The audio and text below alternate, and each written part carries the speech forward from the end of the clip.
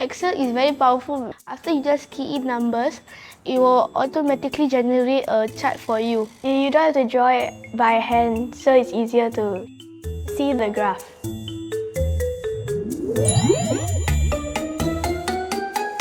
We really wanted to strengthen the students' digital literacy as well as technological skills. We thought that it would be good to collaborate with mathematics department on the use of bar graph and line graph in Excel so that they are able to learn about a tool that they will be using a lot in the future.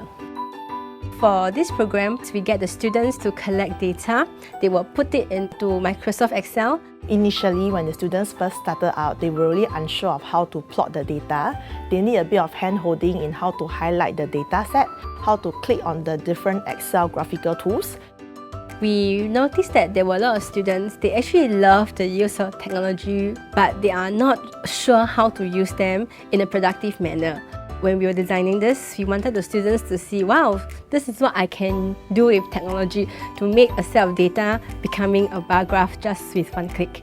We are also very mindful of the students' well-being when using technology, so we actually schedule regular screen breaks for the students. When I went around the school to collect information about the things around me, I found it exciting that I could see it be transformed into a graph.